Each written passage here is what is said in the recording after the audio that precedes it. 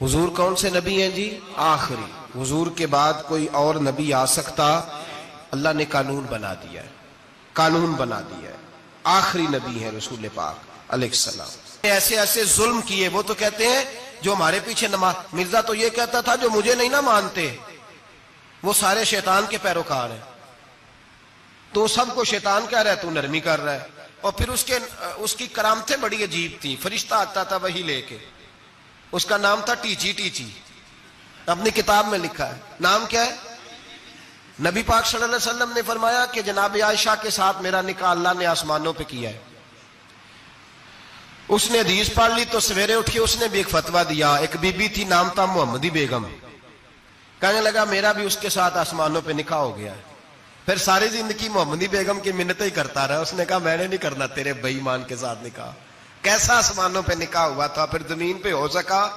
ایسا بدبخت آدمی، ایسا بدبخت. اور اس کو جو خوابیں آتی تھی بڑی نرالی تھی. 15 روپے کا ملازم تھا، وہ ماہانہ 15 روپے ملتے تھے. سیالکوٹ میں ملازمت کرتا تھا. جب یہ اس نے ڈھونگ اور ڈرامہ رچایا تو موجیں لگ گئی. میں نے کہا کہ مداری کوئی بھی کرے تو لوگ کٹھے ہو جاتے.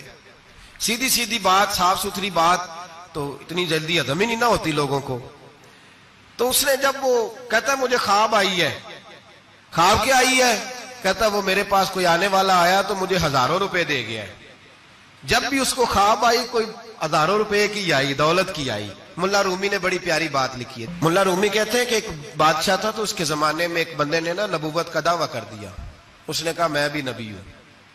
معاذ اللہ ثم معاذ اللہ. بادشاہ بڑا سمجھدار تھا، سیانا بندہ تھا. اس نے کہا اس کا پس منظر تو پتا کرو، کوئی پاگل تو نہیں، کوئی گھر میں جھگڑا تو نہیں رہتا، اس کا بھوک کا ستایا ہوا تو نہیں، کیونکہ اس طرح کے بندے مختلف دعوے کرتے پھرتے ہیں. پتہ کیا، معلومات کی تو لوگوں نے آ کے بادشاہ کو بتایا کہ نا کچھ نہیں نا تو 15 دن اس کو روٹی نہیں ملتی بیچارے کو. بڑے کاروبار کیے ہیں، چمکا کوئی نہیں. تو اس نے کہا چلو یہ والا کام کرتے ہیں، مشہور تو ہو جائیں گے نا. بدنام جو ہوں گے تو کیا نام نہ ہوگا. بادشاہ نے کہا چلو ٹھیک ہے بلاؤ. اس کو بلایا تو بادشاہ کہنے لگا اس کو باورچی خانے میں لے جاؤ اور جتنے کھانے پک سکتے ہیں نہ پکا کے اس کے سامنے رکھو، صبح شام اسے روٹی کھلاؤ. 15 دن نہ 2 ہفتے بڑا خوب کھانا کھلایا اس کو، زبردست اچھی طرح سے سیر ہو کے روٹی کھلائی. تو ملا رومی کہتے ہیں 15ویں دن باہر نکالا، بادشاہ کے سامنے پیش کیا. تو بادشاہ کہنے لگا او معاذ اللہ دعویٰ کرنے والے کہ میں نبی ہوں، کوئی نیا پیغام آیا تیرے پاس کہ نہیں، کوئی نیا الہام، کوئی نیا پیغام؟ کہنے لگا جی بالکل آیا ہے. نے کہا سنا. کہنے لگا میرے پاس نیا پیغام آیا ہے کہ تو جہاں پہنچ گیا یہاں سے نکلنا نہیں، اب تو نے یہیں رہنا ہے، یہ مجھے حکم ہوا ہے، لہذا اگر تو حکم عدولی کرے گا تو نافرمان ہو جائے گا. تو اس نے کہا ٹھیک ہے میں تیری بات سمجھ گیا ہوں، روٹی تو یہ 3 وقت ملا کرے گی لیکن تو گھر جا کے رہے. آج کے بعد اس طرح کا کوئی دعویٰ، پیٹ کے ہاتھوں مجبور ہو کے لوگ دعوے کرتے ہیں. اور پھر جو ان کے ساتھ ہوتے ہیں نا وہ بھی بہت سارے پیٹ کے ہاتھوں مجبور ہوتے ہیں. تنخواہیں لگ جاتی ہیں اور جب کسی کی تنخواہ لگ جاتی ہے پھر پراپوگنڈا کرنا اس کی ذمہ داری ہوتی ہے، شور کرنا ذمہ داری، رائے عامہ ہموار کرنا اس کی ڈیوٹی ہوتی ہے. مرزے نے بہت سارے لوگ بطور تنخواہ دار وہاں رکھے. پھر یہ تحریک چلی، 1 2 4 نہیں، درجنوں لوگ اس میں شہید ہوئے. جگہ جگہ رسول اللہ کے غلاموں نے صلی اللہ. اور بڑی ذمہ داری سے بات کہہ رہا ہوں، بڑی ذمہ داری سے. دین کی کوئی تحریک چلتی ہے تو نہ سیاستدان نکلتا ہے، نہ جاگیردار، نہ سیاستدان، نہ وڈیرا، نہ کوئی اور، الا ماشاءاللہ. دین کی تحریک چلتی ہے تو نہ یہ لاکھ روپیہ لینے والے نعت خواں باہر نکلتے ہیں، نہ جو بڑی گدیوں پہ جدی پشتی پیر بیٹھے ہیں وہ باہر آتے ہیں. وہ علماء اور مشائخ جن کا دین سے رشتہ ہے. اگر پیر جماعت علی شاہ صاحب نکلے تو خالی پیر نہیں تھے، عالم دین بھی تھے. اگر پیر میرے علی شاہ صاحب نکلے تو خالی پیر نہیں، بہت بڑے عالم تھے. حجت الاسلام نکلے تو خالی پیر نہیں، عالم تھے. یہ علماء نکلتے ہیں، مار کھاتے ہیں. ایک عالم نے مار نہیں کھائی، 2 نے نہیں کھائی، درجنوں نے کھائی، ہزاروں اور سینکڑوں نے کھائی. علماء نے قربانیاں دی، جیلوں میں بند ہوئے. علامہ محمود رضوی صاحب رحمت اللہ تعالی علیہ کو پکڑ کے لاہور کے قلعے میں بند کیا گیا اور انگریز نے اس قدر سخت سزا دی کہ علامہ کو باندھ کے ختم نبوت کی تحریک چلانے کے جرم میں الٹا لٹکا کے تو نیچے توڑی ڈال کے اور چیزیں ڈال کے دھواں جلا دیا گیا. ان کے ناک میں دھواں جاتا تھا. ساری زندگی دمے کے مریض رہے. 2-3 باتیں بھی کھول کے نہیں کر پاتے.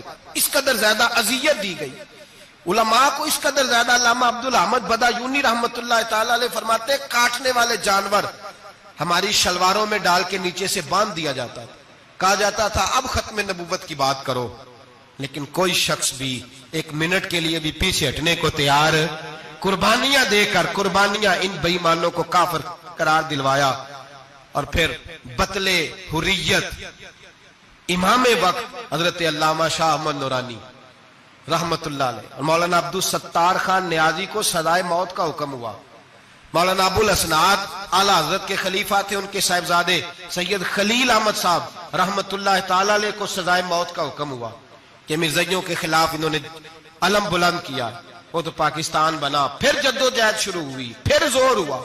پھر علامہ نورانی رحمت اللہ علیہ کی قیادت میں پورے زور اور شور کے ساتھ تحریک چلی. آخر مجبور ہوئے اس دور کے وزیر اعظم بھٹو صاحب مجبور ہو گئے اور کہا ٹھیک ہے سویرے میں مرزے کے پوتے کو بلاتا ہوں, آپ اسمبلی میں بیٹھ کے بات کریں, ان سے گفتگو کریں. اگر ہم قومی اسمبلی کے ممبران نے دیکھا واقعی جھوٹا ہے تو ہم انہیں اقلیت قرار دے دیں گے. علامہ نورانی حضرت ابو بکر صدیق کی اولاد تھے اور میرے اعلیٰ حضرت فاضل بریلوی رحمت اللہ علیہ کے خلیفہ کے بیٹے تھے اور خود حضور مفتی اعظم ہند رحمت اللہ علیہ کے مرید تھے. حضرت علامہ نورانی ساری زندگی ایسا لباس پہنتے تھے کہ اس کے اندر سلوٹ نظر نہیں آتی تھی. امامہ اتنا حسین ہوتا تھا کہ دیکھنے کو دل کرتا تھا اور گاڑی میں بہترین میں بیٹھتے تھے. لیکن مکان ساری زندگی کرائے کا رہا. کرائے کا.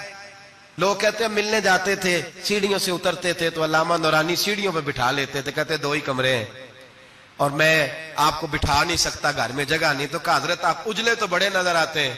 تو آپ فرماتے لباس دنیا کو دکھانے کے لیے پہنا ہے اور باقی تو سارا میرا معاملہ خدا رسول کے ساتھ ہے. میں جانوں اللہ رسول جانے. میں بھکاری بن کے نہیں جینا چاہتا, خودداری کے ساتھ وقت گزارنا چاہتا ہوں.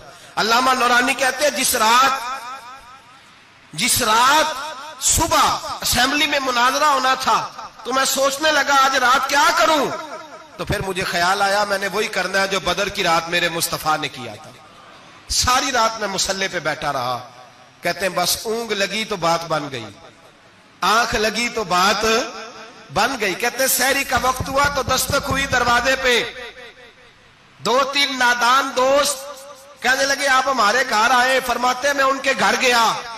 جب ان کے گھر پہنچا تو وہاں مرزئی اور قادیانی 10 کروڑ روپیہ بریف کیس میں بند کر کے لائے اور کہنے لگے مولانا یہ بیانہ ہے, بیانہ, یہ آپ بیانہ پکڑ لیں اور باقی پیسے بعد میں. سنا ہے مکان بھی کرائے کا ہے, سنا ہے آپ کے پاس کوئی پراپرٹی نہیں, یہ بیانہ لے لے باقی بعد میں آئے گا. علامہ نورانی کہتے ہیں میں نے جب پیر کی ٹھوکر لگائی تو بریف کیس کھل گیا اور اس میں کروڑوں روپے بکھر گئے. مجھے کہنے لگے پیسے دیکھ کے تو آپ کو خیال آ گیا ہوگا کہ بچوں کے لیے بھی کچھ سوچنا ہے, پیچھے بھی پلٹ کے دیکھنا ہے. تو نورانی صاحب رحمت اللہ علیہ فرمانے لگے میں نے کہا ہاں میں وصول تو کر لیتا پر تم نے قیمت بڑی تھوڑی لگائی ہے. ایمان بیچنا اتنی تھوڑی قیمت, میری تو رات زیادہ قیمت لگ گئی ہے, بڑی زیادہ قیمت, میں تو بک گیا ہوں پہلے سے. کہنے لگے آپ کی کیا قیمت لگی ہے؟ فرمانے لگے رات میں درود پڑھتے پڑھتے سویا ہوں تو مدینے والے رسول کا دیدار نصیب ہوا ہے اور نبی پاک نے تھپکی دے کے کہا فکر نہ کرنا میں تیرے ساتھ ہوں.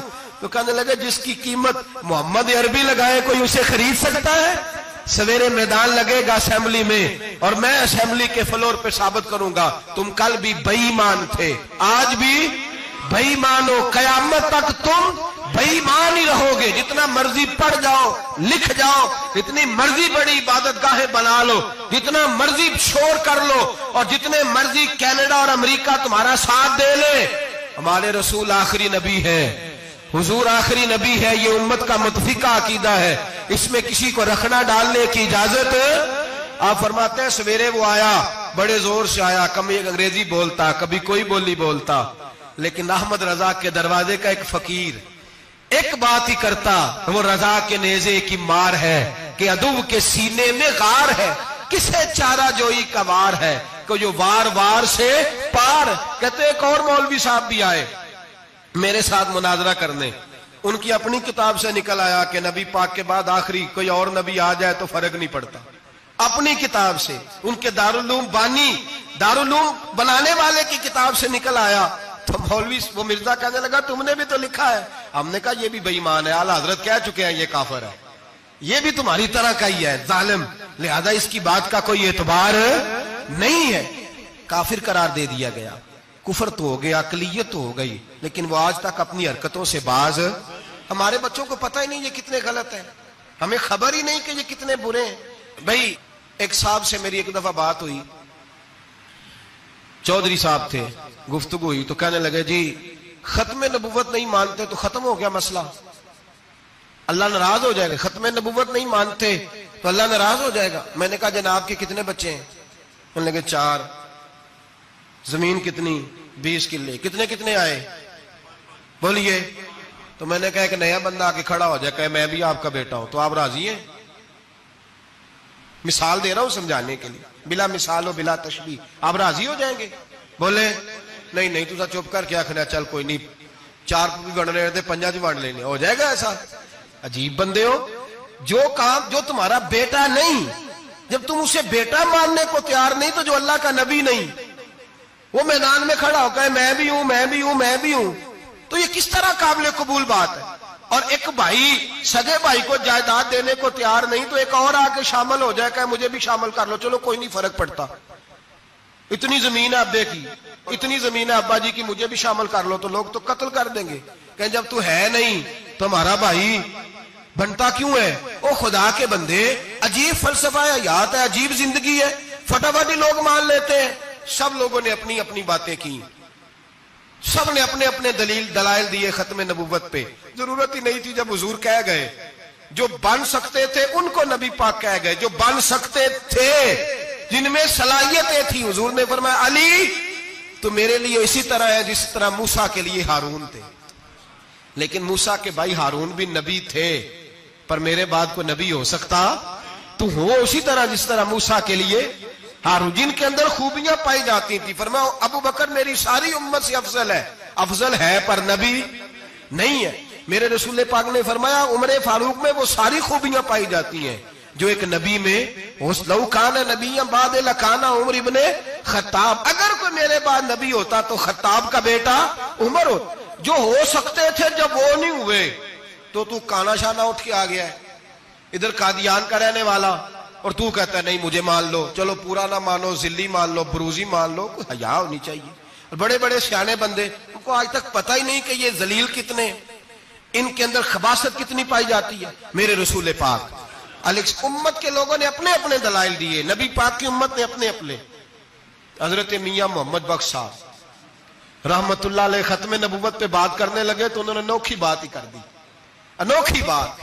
ایک شخص ان سے کہنے لگا چل کے دیکھو تو صحیح, ملے تو صحیح. آپ فرمانے لگے دفع کرو, جنہ اندر عشق ہے رچیا اونا نہیں پج جانا, پاویں سونے ملن ہزارہ آسانی یار بٹونا.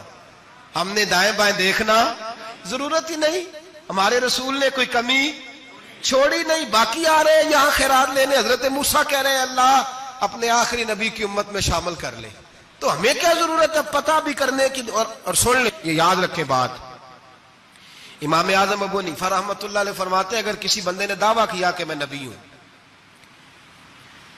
دعویٰ کیا کہ میں نبی ہوں, اور سامنے والے نے اسے یہی کہہ دیا نا کہ اگر تو نبی ہے تو معجزہ دکھا, تو یہ کہنے والا بھی کافر ہو گیا. اس لیے کہ اس نے تو دلیل مانگ لیا, یہ تو تھوڑا سا متفق ہوا ہے. تماشا دیکھنے کے لیے بھی اگر کہا نا کہ اگر تو نبی ہے تو دلیل لا, کوئی معجزہ, تو یہ لفظ کہنے والا بھی بولیے دائرہ اسلام سے کیوں مانگی تو نے دلیل, کیا ضرورت پڑی تھی, کیوں تو نے ایسا کہا. اتنا متفق کا عقیدہ ہے کہ تو مانگ, تو یہ بھی نہیں کہہ سکتا کہ چل کچھ کر کے دکھا, یہ بھی تیرے لیے جائز ہے. صوفیاء کہتے ہیں تو نے سوچ کیسے لیا. طریقت کے اندر تو غیر کی مداخلت قابل قبول. اللہ نے توحید کا ہر جگہ خیال رکھا, رسالت کی وحدانیت کا ہر جگہ خیال رکھا. اللہ ایک, قرآن ایک, اسلام نبی ایک, باپ استاد کوئی کسی قسم کی مداخلت کی ضرورت کیسے لوگ مداخلت کر لیتے ہیں فٹافٹ. حضرت پیر سید مہر علی شاہ صاحب گولڑوی رحمت اللہ، حضرت خواجہ شمس العارفین سیالوی رحمت اللہ علیہ کے پاس پڑھا کرتے تھے، تدریس ہوتی تھی. خواجہ کو بٹھا کے درس تصوف، درس قرآن، درس حدیث دیتے تھے. یوں بیٹھے ہیں، گفتگو ہو رہی ہے، پڑھایا جا رہا ہے. ایک بڑے نورانی چہرے والے خوبصورت بزرگ اندر آئے، بڑی تازگی، بڑا پیار، بڑی مٹھاس ان کے آنے میں. جب وہ آئے تو حضرت شمس العارفین اٹھ کے ملے، ماتھا چوما، پیار ہوا. 2-3 منٹ گفتگو ہوئی تو گفتگو میں بڑی نورانیت، بڑی خوبصورتی، بڑی رانائی، بڑی ٹھنڈک ملی دونوں بزرگوں کی ملاقات سے. چند لمحوں کے بعد، تھوڑی دیر گفتگو کے بعد وہ بزرگ اٹھے باہر نکل گئے. حضرت شمس العارفین مریدوں پہ نظر ڈالی، فرمانے لگے تمہیں پتہ ہے یہ کون تھا؟ شاگردوں جانتے ہو کون تھا؟ کہا حضور نہیں. فرمایا خضر علیہ السلام تھے، مجھ سے ملنے آتے ہیں اکثر، اور ابھی گلی میں ہوں گے، کسی نے ملنا ہے تو مل لو. دوڑ کے گئے سارے لوگ ملاقات کرنے، بھاگے گئے. پیر مہر علی شاہ صاحب بیٹھے ہیں. آپ نے فرمایا مہر علی تم نے نہیں ملنا؟ کہنے لگے حضور نہیں. فرمایا کیوں؟ کہنے لگے حضور میں اسے نہ ملوں جسے خضر بھی ملنے آتا ہے، اسے نہ ملوں جسے وہ ملنے آتا ہے. میں نے کیا کرنا ہے ان سے مل کے؟ آپ سے ملوں گا جن سے حضرت خضر بھی ملنے آتی ہیں. جنہ تنا وچ عشق ہے رچیا اونا نہیں بھج جانا، پانے پاویں سونے ملن ہزاراں، اسا نہیں یار بٹاؤنا، ضرورت ہی نہیں. ایسے حسین محبوب کے بعد کسی اور جگہ نظر جمانے کی طبیعت ضرورت نہیں، توجہ نہیں، خیال نہیں. جس نے یہ پوچھ بھی لیا کہ تو بتا، کوئی معجزہ دکھا، وہ بھی دائرہ اسلام سے نبی پاک صلی اللہ علیہ وسلم کے زمانے میں حضور نے خود فرمایا تھا 30 کے قریب لوگ ہوں گے جو دعویٰ کریں گے ہم نبی ہیں. فرمایا دجال ہوں گے، کذاب ہوں گے جو دعویٰ کریں گے. ایک بندے نے تو حضور کی ظاہری حیات میں دعویٰ کر دیا، مسلمہ اس کا نام تھا. 150 سال کے قریب عمر پائی اس نے، اور بہت سارے اس کے ماننے والے اسی لیے ماننے لگ گئے کہ عمر بڑی لمبی ہے. معاذ اللہ تعالیٰ، لوگوں کا اپنا اپنا مزاج ہے نا، ماننے کا اپنا اپنا مزاج ہے. ایک اس سے کانا آدمی دعا کرانے آیا، ایک آنکھ سے کانا تھا، اس نے دعا کرائی تو دونوں آنکھوں سے اندھا ہو گیا، دونوں آنکھوں سے. اللہ نے اسے سزا دی تو ایک ماننے والا کہنے لگا فٹافٹ مان جاؤ، ورنہ جو اس کی نہ مانے پورا اندھا ہو جاتا ہے. ماننے والوں کا اپنا انداز ہے نا. ایک لنگڑا آیا، ایک ٹانگ سے لنگڑا کے چلتا تھا، مسلمہ سے دعا کرانے آیا تو دوسری بھی ضائع ہو گئی. یہ اس کا حال تھا. پر ماننے والوں کا کیا کیا جائے؟ ماننے والے جس کو مرضی ماننے لگتے ہیں، نفسیاتی طور پر لوگ کمزور ہو جاتے ہیں. مسلمہ نے نبی پاک صلی اللہ علیہ وسلم کو خط لکھا، کہنے لگا حضور کے زمانہ مبارکہ میں، اور کچھ حدیثیں ایسی بھی ملتی ہیں جس سے یہ ثابت ہوتا ہے کہ اس کی حضور سے ملاقات بھی ہوئی، سامنے کچھ بول نہ سکا، جا کے خط لکھا. کہنے لگا کہ آپ میرے ساتھ معاہدہ کر لیں، جب تک آپ حیات ظاہری میں آپ نبی، اور جب آپ کا وصال ہو جائے تو میں نبی. یا یہ معاہدہ کر لیں کہ آدھے عرب کے آپ نبی اور آدھے کا میں نبی. معاذ اللہ. اس نے یہ خط لکھا. نبی پاک نے جواب لکھا، فرمایا میں تو اللہ کا رسول ہوں، تو کذاب ہے، تو کذاب ہے، جھوٹا ہے. لوگ ایک اور بھی، میں ایک دن آرٹیکل پڑھ رہا تھا، کہنے لگے جی مرزے کے اب بڑے ماننے والے ہیں، اس کو کذاب نہیں کہنا چاہیے، ان کو دکھ ہوتا ہے. جو جھوٹ بولے اسے جھوٹا نہیں کہنا چاہیے. تھی بول دے کیوں نہیں؟ تو کی پروگرام ہے، کہنا چاہیے کہ نہیں کہنا چاہیے؟ یہ ثواب ہوگا. اس لیے کہ جو نبوت کا دوچا دعویٰ کرے اس کو نبی پاک نے جھوٹا کہا ہے. حضور نے فرمایا تو کذاب ہے. کیا کہا ہے؟ تو ثواب ہوئے گا آنکھوں گے تھے. کیا کہا ہے؟ کذاب. تو اس کو کذاب کہنا نبی پاک کی کیا کی نا. پھر منن والے تکلیف ہوندی تو میں کہا پئی ہوئے. وہ کذاب ہے، لہذا ہمیشہ کذاب ہی رہے گا. جب حضور نے کہا ہے جو دعویٰ کرے نبوت کا وہ کیا ہے، تو لہذا کذاب ہی رہے گا. حضور نے لکھا کذاب. جب نبی پاک نے کذاب لکھا نا خط میں، کون لے کے جائے گا؟ اب اس کے دربار میں جانا ہے، حالات بڑے خطرناک ہیں، اس کے گرد بندے بھی ہیں، اور اس کے گھر جانا ہے، مشکل مرحلہ ہے. ایک صحابی تھے چھابڑی فروش، سر کے اوپر رکھ کے نا ٹوکرا، تو مدینے کی گلیوں میں کھجوریں بیچتے. 11-12 بچوں کے باپ تھے. کون جائے گا؟ اور جسمانی طور پہ بھی کمزور تھے. فٹافٹ اٹھے، کھجور کھا رہے تھے، ہاتھ کھڑا کر کے کہا حضور کسی اور کی ڈیوٹی نہ لگانا، میں جاؤں گا. جب یہ لفظ کہے تو ان کے منہ سے کھجور کے ٹکڑے گرے صحابہ کے چہروں پر. ایک صحابی کہنے لگے پہلے کھجور تو کھا لے, بڑی تجھے جلدی ہے بولنے کی, کھا تو لے. کہنے لگے اگر میرے کھاتے کھاتے ڈیوٹی کسی اور کی لگ گئی تو, کسی اور کی لگ گئی تو کیا کروں گا, جلدی ہے مجھے. حضور سید عالم صلی اللہ علیہ وسلم نے نا اپنا نیزہ دیا, گھوڑا دیا, فرمایا ذرا ڈٹ کے جانا, اس کے گھر جانا ہے. کہا محبوبہ فکر ہی نہ کرے, فکر نہ کرے. صحابہ کہتے ہیں اس طرح وہ نکلا جیسے کوئی جرنیل نکلتا ہے, اس کا انداز ہی بدل گیا, اس کے طور طریقے ہی بدل گئے. وہ یوں نکلے جیسے کوئی بڑا دلیر آدمی جا, حضور نے بھیجا ہے نا, نبی پاک نے بھیجا ہے نا, انداز ہی بدل گئے, طریقے ہی بدل گئے. مسلمہ کے دربار میں گئے, وہاں ایک شخص جو بعد میں مسلمان ہوا وہ بتلاتا ہے کہ جب حضرت حبیب بن زید پہنچے نا تو نیزہ ہاتھ میں تھا, زور سے گاڑا جا کے اس کے دربار میں, زور سے گاڑ دیا زمین پہ. مسلمان نظر, کون ہو؟ آپ فرمانے لگے تجھے چہرہ دیکھ کے نہیں پتا چلا میں رسول اللہ کا نوکر ہوں؟ ہمارے تو چہرے بتاتے ہیں ہم رسول والے, ہمارے تو چہرے بتاتے ہیں نبی پاک والے, تجھے پتا نہیں چلا کون ہوں, کیسے آئے ہو؟ فرمایا یہ تیرے خط کا جواب لایا ہوں. بادشاہوں کا طریقہ یہ تھا کہ خط خود نہیں پڑھتے تھے, ساتھ ایک بندہ کھڑا ہوتا تھا, وہ خط پڑھتا تھا. مسلمہ نے اس کو خط دیا, پڑھو. جب اس نے خط پڑھا تو لکھا تھا تو کذاب ہے. اب سب نے سن لیا, اکیلے میں ہوتا تو چلو بات اور تھی, سن لیا سب نے, آگ بگولا ہو گیا, آنکھیں سرخ ہو گئی, جلال برسانے لگا. اب اور تو کچھ نہ ہوا, سامنے حضرت حبیب کھڑے تھے, اٹھا تلوار لے کے کہنے لگا تیرے نبی نے مجھے کذاب کہا ہے, تیرا کیا خیال ہے؟ مانے لگے خیال والی بات ہی کوئی نہیں, جسے نبی پاک کذاب کہے وہ ہوتا ہی کذاب ہے, جسے حضور جھوٹا کہے وہ ہوتا ہی.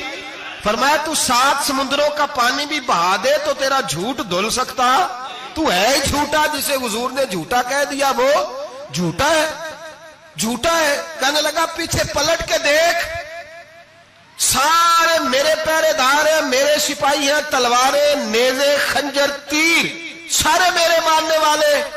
کیا لفظ ہے, کیا حسن ہے, کیا توانائی ہے. حضرت حبیب بن زید فرمانے لگے میرے 12 بچے ہیں, ان میں سے کچھ ایسے ہیں جو دودھ پیتے ہیں, کچھ ایسے ہیں جو ابھی چل نہیں پائے. میں جب رسول اللہ کا پیغام لے کے نکلا تھا تو میں نے پلٹ کے بچے نہیں دیکھے, تو تیرے پہرے دار کیسے دیکھ لوں؟ جو چیز مجبور کرتی ہے, باندھ لیتی ہے, وہ نہیں جب میں نے دیکھی تو میں تیرے پہرے دار دیکھوں. جو جی میں آتا ہے کر, غلامان محمد جان دینے سے نہیں ڈرتے, یہ سر کٹ جائے یا رہ جائے کچھ پرواہ نہیں کرتے. فرمایا ان کو نہیں دیکھا جن کو دیکھنا چاہیے تھا, تجھے دیکھوں. میں اکثر کہتا ہوں کٹ لگ جائے نا ہاتھ پہ تو نمازیں رہ جاتی ہیں, جماعتیں چھوٹ جاتی ہیں, طبیعتیں بگڑ جاتی ہیں, مشکل ہوتا ہے, تکلیف آئے تو سنبھلنا. یہاں ہلکا سا بچھو آ کے کاٹے تو شور ہو جائے گا, جمعے میں لوگ اٹھیں گے, اللہ مجمع بکھرے گا, او بچھو آ گیا, حالات بگڑ جائے. چھپکلی پیروں پہ گرے تو لوگ اٹھ دوڑتے ہیں. حضرت حبیب بن زید انصاری کھڑے تھے, انگلی نہیں, ہاتھ نہیں, کٹ نہیں لگا. مسلمہ اٹھا, اس نے زور سے تلوار ماری, بازو کٹ کے گر گیا, فوارہ نکلا خون کا. او بھائی بچھو کاٹے تو سنبھلنا مشکل, ذرا تصور کرو ہاتھ کٹ گیا. حضرت حبیب بن زید کھڑے ہیں, کہنے لگا اب تیرا کیا خیال ہے؟ آپ فرمانے لگے تو بڑا بیوقوف ہے, ہمیں آزماتا ہے, ہمیں تو بدر سے لے کر احد تک ساری دنیا آزما چکی ہے, ہمیں آزماتا ہے, ابھی بھی خیال پوچھتا ہے. فرمایا میرا خیال وہی ہے جو میرے رسول نے فرما دیا ہے, خیال وہی ہے جو نبی پاک نے کہہ دیا ہے. پھر تلوار ماری, دوسرا ہاتھ کٹ گیا. ذرا سوچنا, غور کرنا, ٹانگ ٹوٹی نہیں, ہڈی نہیں ٹوٹی, ماس نہیں اکھڑا, ہاتھ کٹ کے گرا, 2 ہاتھ گر گئے, زمین پہ گرے. حضرت حبیب کہنے لگا میں تجھے قتل کر دوں گا, باز آ جا. آپ فرمانے لگے تو بڑا نادان ہے. ان لوگوں کو ڈراتا ہے جو سویرے فجر کی نماز پڑھ کے پہلی دعائی شہادت کی مانگتے ہیں. ہمیں ڈراتا ہے جو سوتے وقت التجا کرتے اللہ بستر پہ موت نہ دینا, میدان میں دینا. تو ہمیں ڈرا رہا ہے, چل جو ہوتا ہے کر لے. اس نے خنجر رکھا, تلوار رکھی گردن پہ, فرمایا میں کاٹ دوں گا. فرمایا کاٹتا کیوں نہیں, کاٹتا کیوں نہیں؟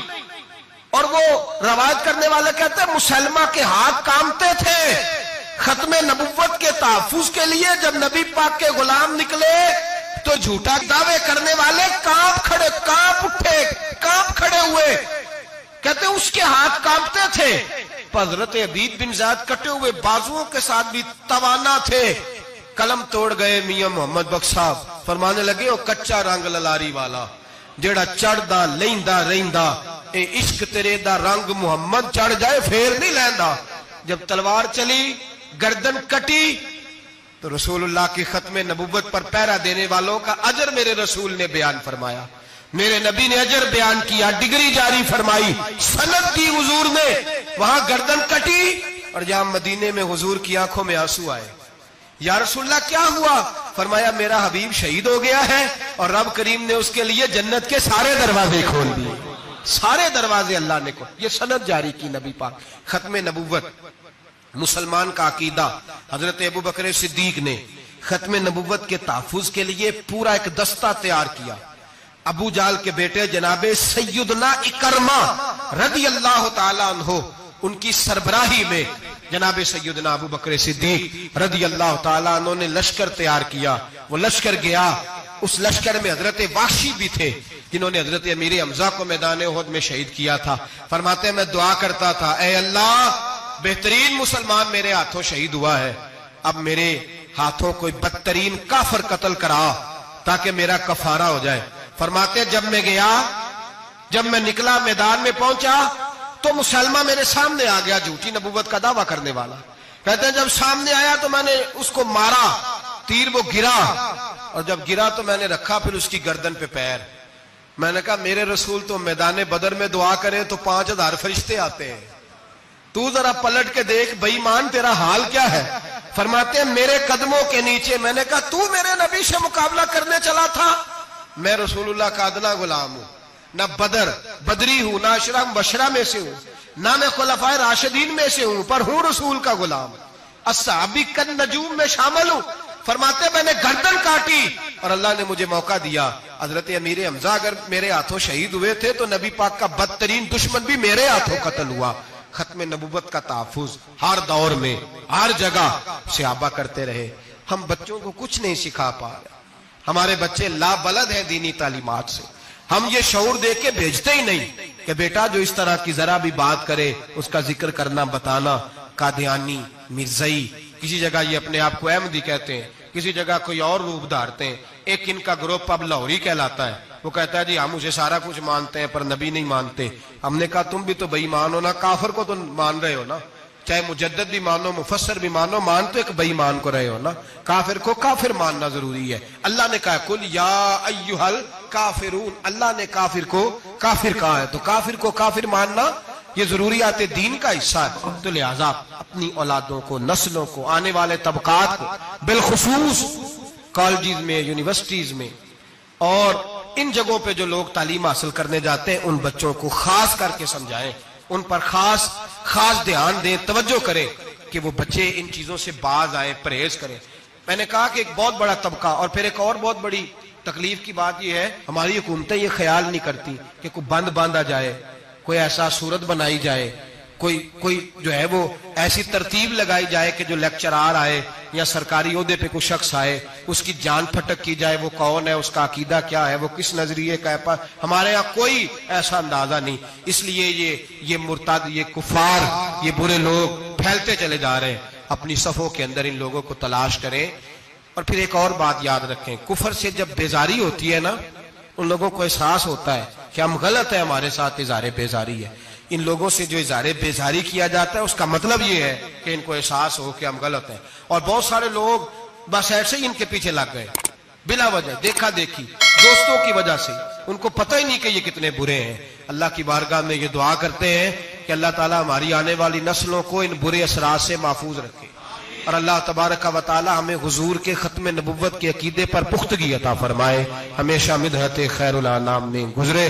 دعا ہے یہ عمر درود و سلام.